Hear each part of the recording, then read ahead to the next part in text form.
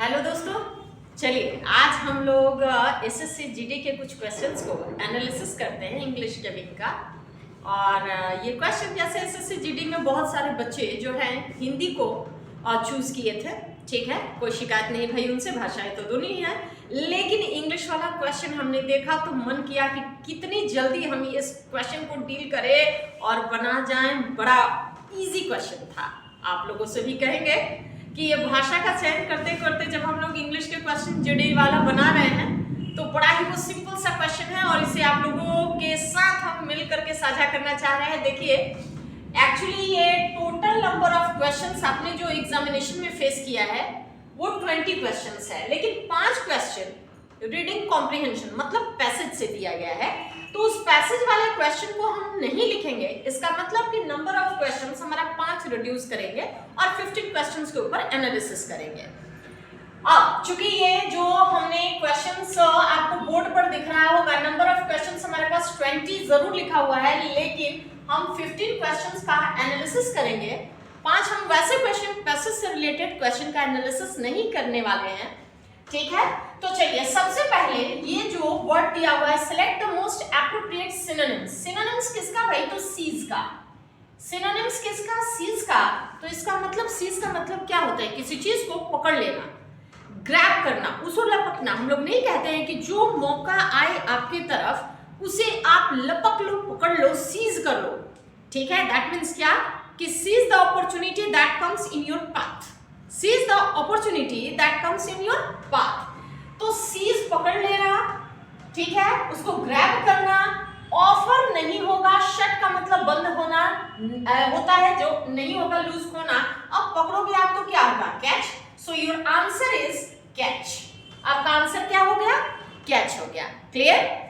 चलिए दूसरा क्या कहता है? Religious song that Christians Singh together in church.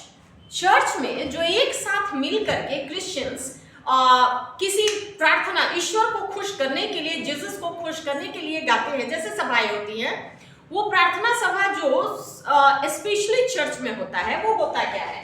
तो पहले हम इसे देखते हैं। यह है कोरस। कोरस तो होता है वैसा जहां पे म्यूजिकल इंस्ट्रूमेंट के साथ गाया जाता है, सिंगर्स के साथ, मतलब कहने का कि ये इसका नहीं होगा।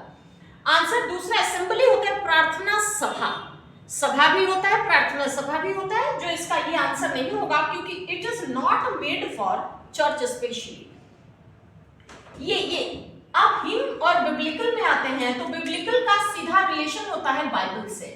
सीधा रिलेशन जो होता है बिब्लिकल का बाइबल से होता है, इसलिए हमारा आंसर हो जाएगा हिम।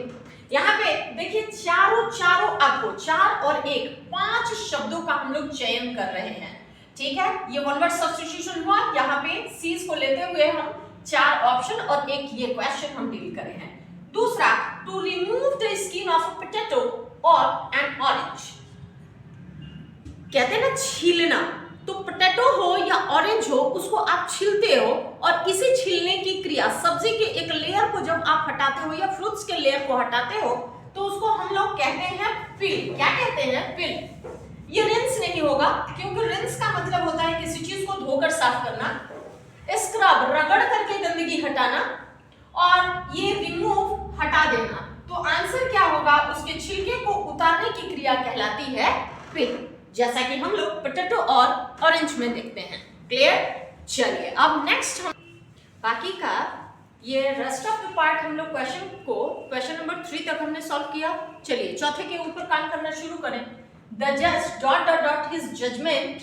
तो एक चीज जानिएगा, जज एडवाइस सलाह नहीं देता है, जजमेंट का प्रोक्लेम घोषणा करना, और टोल्ड डिक्लेयर। देखिए टोल्ड भी नहीं होगा, क्यों?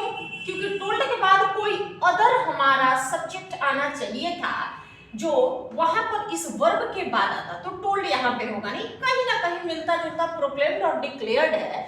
तो प्रोक्लेम्ड का मतलब घोषणा करना, घोषणा नहीं करेगा जज, अगर है तो वो क्या करेगा? अपने जजमेंट को डिक्लेयर करेगा, परिभाषित कर देगा, वहां जजमेंट को डिलीवर कर देगा।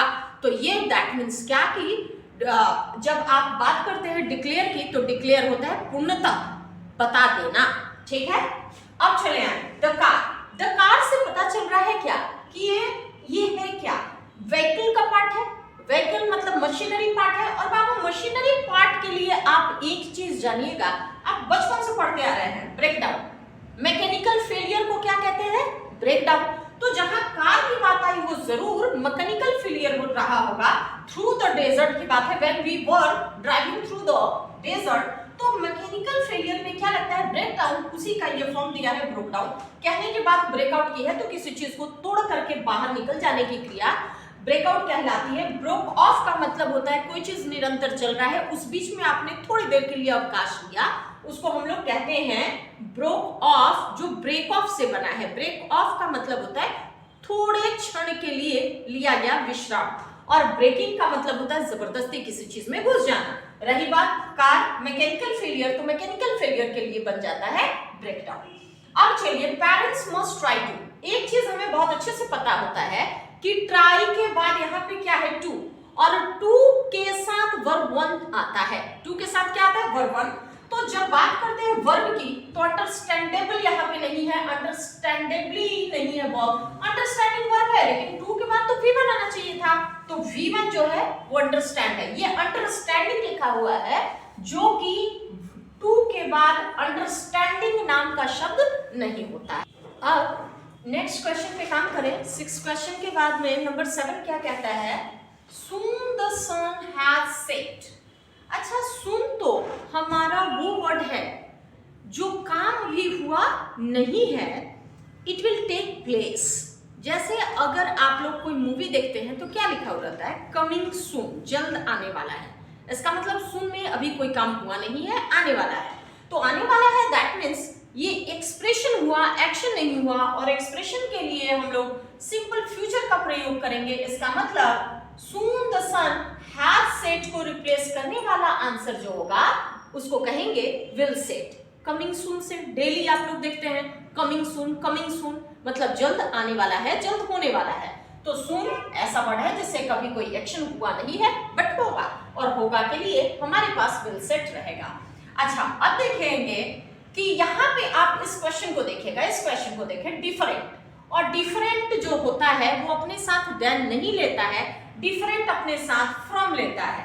अब डिफरेंट फ्रॉम यू क्यों नहीं होगा, और डिफरेंट टू यू ऐसे ही गया, क्योंकि हमने क्या कहा? डिफरेंट के साथ फ्रॉम आता है। नो इम्प्रूवमेंट की तो बात ही नहीं है। रही बात फर्स्ट के और ऑप्शन नंबर सी के, तो डिफरेंट फ्रॉम योर्स होना चाहिए आंसर, ये नहीं। क्यों भाई? क्योंकि मेनी व्यूज, यहाँ पे अगर पॉजिटिव केस है तो यहाँ भी पॉजिटिव केस आना चाहिए, जो कि ऑप्शन नंबर सी के पास अवेलेबल है, ना कि ए के पास। क्लियर?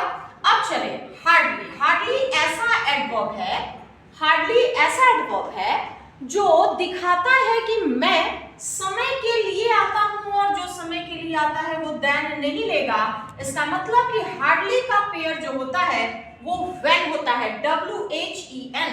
हार्डली का पेयर देन नहीं होगा, मतलब ये ऑप्शन नंबर आपका अवेलेबल है सी में। ऑप्शन नंबर कहाँ अवेलेबल है? सी में। इसे हम देन को रिप्लेस कर देते हैं व्हेन में। इसी देन को हमें किस में रिप्लेस करना है? व्हेन में। Next question, the richest people. The richest people are not always happiest. अच्छा, जिसमें EST और मोस्ट लगता है वो तो सुपरलेटिव डिग्री होता है, और सुपरलेटिव डिग्री के साथ हम आर्टिकल द का प्रयोग करते हैं। सुपरलेटिव डिग्री के साथ हम आर्टिकल द का प्रयोग करते हैं। That means our answer is option number C. Happiest के पहले हमें आर्टिकल का द यूज करना है। नेक्स्ट क्वेश्चन की बारी है दोस्तों। नेक्स्ट क्वेश्चन, क्वेश्चन नंबर 11 में हम चले तो select the incorrectly spelled word. बड़ा आसान है, बहुत आसान है। इलेक्ट्रॉन, एफिशिएंट, 11H हर कोई जानता है, EDGH। 11 का स्पेलिंग कौन नहीं हम में से जानता है? हम लोग बड़े बचपन से पढ़ते थे, ELEVEN, एफिशिएंट EFFICIENT। बच गया इलेक्ट्रॉन, आपने इलेक्ट्रॉन, प्रोटॉन और न्यूट्रॉन पढ़ा था, तो electron ELECTRON, there is no need of using E, हमें E का प्रयोग नहीं करना है। दूसरी बात चले, choose the word with the correct spelling. पहले इसे हम लोग देखते हैं। Your answer is this one, choose the word with the correct spelling. Correct spelling क्या होता है इसमें? तो याद रखिएगा, डिस्क्रीट, डिस्क्रीट यहाँ जो लिखा हुआ है, यहाँ लिखा हुआ है, ये दोनों गलत है क्योंकि डिस्क्रीट का स्पेलिंग होता है DISCREET और ये डिसेंड होता है जिसको कहते हैं ढलान। रही बात, इसका मतलब ये जो करेक्ट स्पेलिंग कह रहा है और ये तीनों आपस में गलत हो गए, तो आंसर है डिजीज। आंसर क्या है? डिजीज, बीमारी। अगले बार चलिए, there are some technologies available today that make a notebook dispensable. यहाँ भी इस डिस्पेंसेबल का एंटोनिम पूछा जा रहा है और इस डिस्पेंसेबल का मतलब होता है जिसे हम आसानी से अपने से दूर कर दें, रख दें। तो आसानी से एक्सेप्टेबल तो नहीं होगा, ये तो अर्जेंट, खुद ये नोटबुक अर्जेंट नहीं, वर्क अर्जेंट के सेंस में होता है। तो ये मेरा नोटबुक क्या है? जरूरी है, पॉपुलर नहीं है। क्या है? जरूरी। तो हमारा आंसर हो गया इसेंशियल। नेक्स्ट एंटोनिम हेलो का, आप लोग मैथ्स वगैरह सॉल्व करते होंगे तो लिखा हुआ रहता है हेलो सिलेंडर। हेलो का मतलब होता है खोखला, और खोखले के लिए नैरो तो होता नहीं है, नैरो का मतलब बहुत कम, छोटा सा, और कर्व्ड सरफेस होता नहीं है। रही बात, जब ये अंदर से खोखला है तो एक सॉलिड इसका आंसर होगा। खोखला, एम्प्टी भी खोखला, ये दोनों कभी एक दूसरे का आंसर नहीं होगा एंटोनिम्स के लिए। क्लियर? अगला रहा नो, नो बाउंड्स। तो कहते हैं ना, अब कोई लिमिट से नहीं बचा है, तो आंसर इसका बड़ा ही खूबसूरत है, टू हैव नो लिमिट्स। ऐसे ही क्वेश्चंस आने वाले दिनों में एग्जामिनेशन के लिए हमारा सॉल्व होते रहेगा। ये जो हम लोग क्वेश्चन सॉल्व किए हैं, ये हमारे एसएससी जीडी, मान करके चलिए कि जीडी का जो इंग्लिश का क्वेश्चन देखते के देखते हाथों हाथ बन गया। बड़ा ही सिंपल सा, बहुत ही सिंपल सा टेक्निक था। तो जो क्वेश्चन बच्चे बना करके आए हैं वो इस थ्योरी से एनालिसिस कर सकते हैं अपने मार्क्स को और देख सकते हैं कि हमारा कितना, एक तरीके से हमने एक आंसर की छोड़ा है। तो आप अपने मार्क्स को देखिए कि हम कितना अचीव कर रहे हैं। और हमेशा याद रखिएगा, do the best for your next, do the best for your next. ये मैम आपके साथ है, हमेशा हर एग्जामिनेशन का एनालिसिस इसी तरीके से होता रहेगा। तब तक के लिए थैंक यू, और जितने भी क्वेश्चंस दे करके आते हैं डील जरूर किया जाएगा। मिलिए और फिर इस क्वेश्चन को बनाते हैं। थैंक यू, तब तक के लिए।